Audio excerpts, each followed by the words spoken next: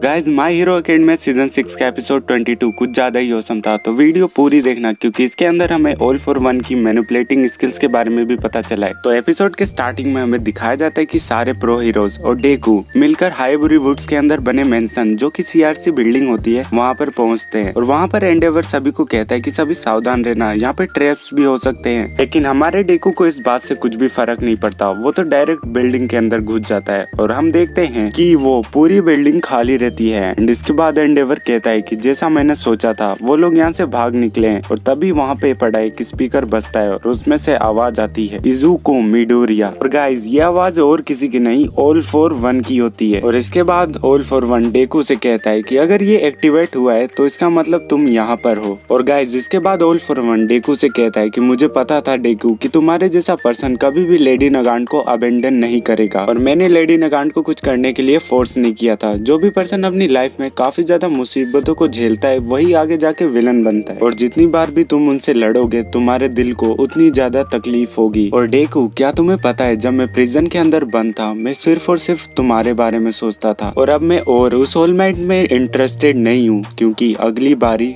तुम्हारी है। और भाई इस वाली बात पे काफी ज्यादा ध्यान देना और आगे चल के मैं बताऊंगा कि इस बात का मतलब क्या है। और गाइस इसके बाद हम देखते हैं कि मेंशन में एक बहुत बड़ा एक्सप्लोजन होता है। इसके बाद हम देखते हैं कि प्रो हीरो एज कह रहा होता है कि उस एक्सप्लोजन से हम बाल बाल बचे एंड जितने भी सबूत लीग ऑफ विलन से रिलेटेड थे वो सारे उस एक्सप्लोजन में खत्म हो गए। और इसके बाद होक कहता है कि सेंट्रल हॉस्पिटल के डॉक्टर ने बताया कि लेडी नगांड को काफी सीरियसली चोट लगी है लेकिन इसके बाद भी वो जिंदा है। और अब एज एंडेवर से कहता है कि है एंडेवर तुम्हें नहीं लगता ये हमारा मौका है कि हमें सबको सीक्रेट बता देना चाहिए वन फॉर ऑल का ताकि हमें और भी ज्यादा मदद मिल सके। और एज की ये बातें सुन के मिस लेडी कहती है कि ऐसा करने से तो डेकू के ऊपर और भी बर्डन पड़ जाएगा। और अब एंडेवर उन सभी को बताता है कि डेथ आर्म ने परसों ही रिजाइन किया है। और अब हमें दिखाया जाता है कि डेथ आर्म कह रहा होता है कि बिना ब्रेक के काम करो और बदले में क्या मिलता है लोगों का डाउट और उनका गुस्सा। और मुझे ऐसा लगता है कि मैं अब और हीरो नहीं रहा। और इसके बाद बेस्ट जिनिस सबको कहता है कि इस कंडीशन में कोई भी हमें छोड़ के जा सकता है। और प्रेस धीरे धीरे डेकू के क्लोज आती जा रही है और जितने भी प्रो हीरो रिजाइन कर रहे हैं उनसे ये खबर लीक हो रही है कि हम डेकू के साथ मिलकर काम कर रहे हैं। और पूरी सोसाइटी में किसी तरह का ऑर्डर ना होने के कारण पूरी सोसाइटी में पावर ने अपना राज कर लिया है।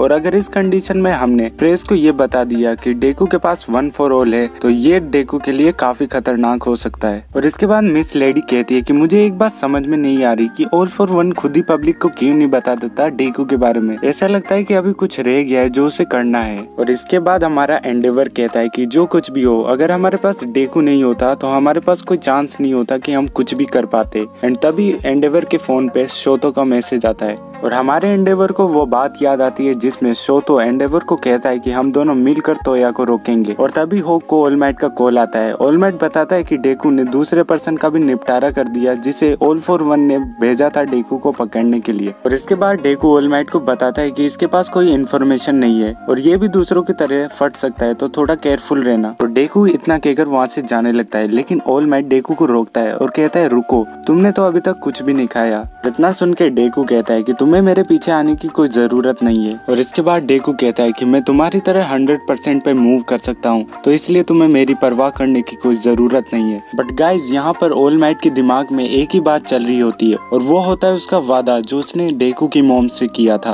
और ऑलमाइट डेकू को कहता है डेकू रुक जाओ, जो बर्डन तुम कैरी कर रहे हो वो काफी बड़ा है इसलिए रेस्ट कर लो। लेकिन डेकू ऑलमाइट की बात नहीं मानता और वहाँ से चला जाता है। और गाइज ये सारी बातें कोई तो छुप के सुन रहा होता है। और भाई इस पर्सन को देख के तो मजा ही आ गया। और अगर तुमने गेस कर लिया है कि ये कौन है तो कमेंट सेक्शन में इसका नाम जरूर लिख देना। और यहाँ से चीजें काफी औसम होने वाली है। तो अगर आप चैनल पे नए हो तो चैनल को सब्सक्राइब कर लेना। और अब मैं बताता हूँ कि ऑल फॉर वन ने जो स्टार्टिंग में डेकू से कहा था उसका रीजन क्या था। ऑल फॉर वन डेकू से कहता है कि अब तुम्हारी बारी है, जिससे डेकू को वो सब याद आता है कि कैसे ऑलमाइट ने डेकू पे विश्वास किया था। और ऑलमाइट ने ऑल फॉर वन से फाइट के दौरान खुद की पूरी पावर का यूज किया था क्योंकि वो जानता था अगर वो ना भी रहे तो डेकू रहेगा इस सोसाइटी में पीस को कायम करने के लिए। और ये सारी बात सुनकर डेकू सोचता है कि उसके रहते हुए भी इस सोसाइटी में इतना बड़ा हादसा हुआ, विलेंस ने कई लोगों को मार दिया। ये सारी बातें डेकू को काफी बुरी लगती है और यही ऑल फॉर वन चाहता था कि डेकू अपने मोरल्स पर डाउट करे और उसके अंदर ऑल फॉर वन के लिए एक नफरत पैदा हो जिसका यूज ऑल फॉर वन करेगा ताकि वो वन फॉर ऑल को डेकू से ले सके। एंड भाई इस एपिसोड को देख के लगता है कि ऑल फॉर वन थोड़ा थोड़ा अपने मकसद में कामयाब हो रहा है। और इसके बाद सीन प्रेजेंट टाइम का आता है जहाँ पे कुछ लोग बात कर रहे होते हैं कि क्या वो नोमू है,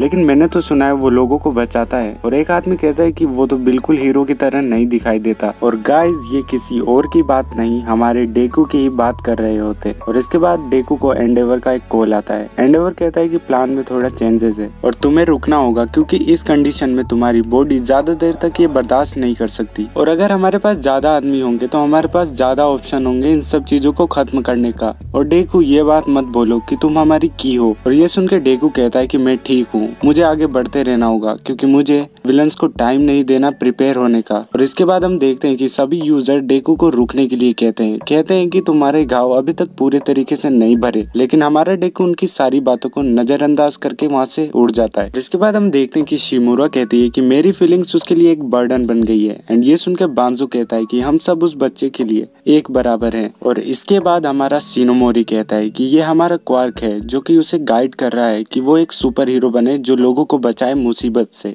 और इसके बाद हम देखते हैं कि हमारा सेकंड यूजर कहता है कि डेकू का रास्ता सही है, वो इस समय रुक नहीं सकता और लोगों को बचाना यही मीनिंग होता है वन फॉर ऑल का। लेकिन फिर भी कुछ ऐसा है जिसकी जरूरत डेकू को है। और यहीं पे सीन कट होता है जहाँ पे डेकू कुछ लोगों को बुरे बदमाशों से बचा रहा होता है। एंड डेकू उनसे पूछता है क्या तुम ठीक हो, लेकिन वो लोग डेकू को देख के डर जाते हैं और कहते हैं कि तुम्हारे पास तो मल्टीपल क्वर्क है, क्या तुम ऑल फॉर वन के लिए काम करते हो। और इतना कहकर वो लोग वहाँ से भाग जाते हैं और कहते हैं कि हम ठीक है, हमें तुम्हारी जरूरत नहीं है। और इधर डेकू सोच रहा होता है कि ऑल फॉर वन को उससे क्या चाहिए। एंड वही बातें याद कर रहा होता है जो एपिसोड के स्टार्टिंग में ऑल फॉर वन ने उससे कही थी। डेकू कहता है कि मुझे वन फॉर ऑल को कंप्लीट करना होगा और वही चीजें सोच रहा होता है जो ऑल माइट ने कही थी कि डेकू अब तुम्हारी बारी है। और अब हम डेकू को देखते हैं जो कि कह रहा होता है कि सोसाइटी में पीस को कायम करने के लिए मुझे इन सब चीजों को जल्द से जल्द खत्म करना होगा। इसके बाद हम देखते हैं डिक्टेटर को, जिसे देख के डेकू कहता है कि तारतरस से भागा हुआ एक कैदी, मुझे लगता है कि तुम मुझे ऑल फॉर वन के बारे में बता सकते हो। और इतना कह के डेकू फाइट के लिए तैयार हो जाता है। एंड ये देख कर डिक्टेटर कहता है कि तुम फाइट करना चाहते हो, ठीक है तो फिर। एंड ये कहकर वो जितने भी लोगों को वो कंट्रोल करके रखता है सभी को डेकू पे अटैक करने के लिए छोड़ देता है। डेकू कहता है कि डिक्टेटर के क्वार का नाम है डेस्पोट एंड इसका यूज करके वो लोगों को कंट्रोल करता है। लोगों को उसके कंट्रोल से फ्री करने के लिए हमें उसे एक स्ट्रॉन्ग हिट मारनी पड़ेगी। एंड तभी हम देखते हैं कि डिक्टेटर जिन भी लोगों को कंट्रोल कर रहा होता है उन सभी को डेकू के ऊपर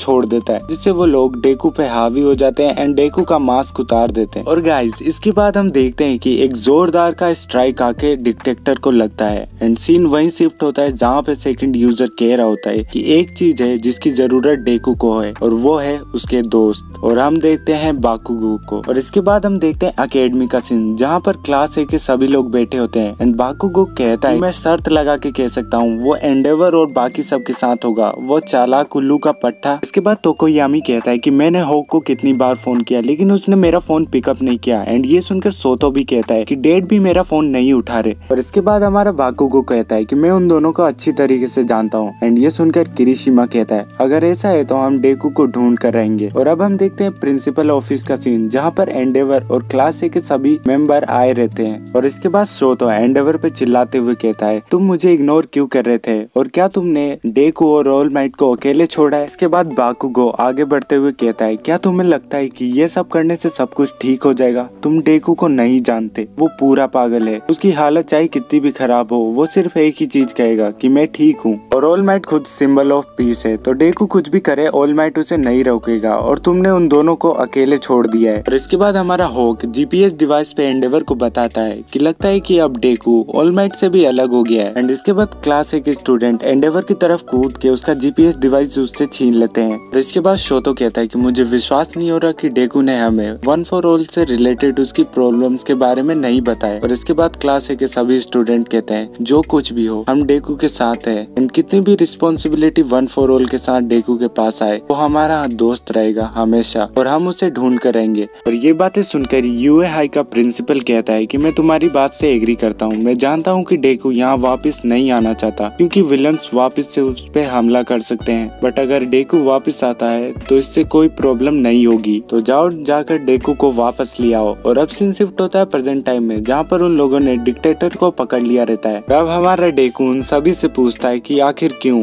एंड वो सब कहते हैं क्योंकि हमें तुम्हारी परवाह है। एंड डेकू कहता है कि तुम्हें मेरी परवाह करने की कोई जरूरत नहीं। एंड यहाँ पे भाई देखो जरा डेकू किसी मॉन्स्टर से कम नहीं लग रहा होता है अपने मास्क के अंदर। और ये सुनकर हमारा बाकुगो कहता है कि अच्छा ऐसी बात है क्या, तुम अपने चेहरे पे अभी एक स्माइल ला सकते हो। एंड ये सुनकर हमारा डेकू कहता है कि मेरे रास्ते से हट जाओ। और अब बाकुगो कहता है अगर ऐसी बात है तो हमें खुद रोक लो। और यहीं पे एपिसोड 22 खत्म हो जाता है। तो गाइज अगर आपको वीडियो अच्छी लगी हो तो वीडियो को एक लाइक दे देना। मैं मिलता हूँ नेक्स्ट वीडियो में, तब तक के लिए पीस आउट।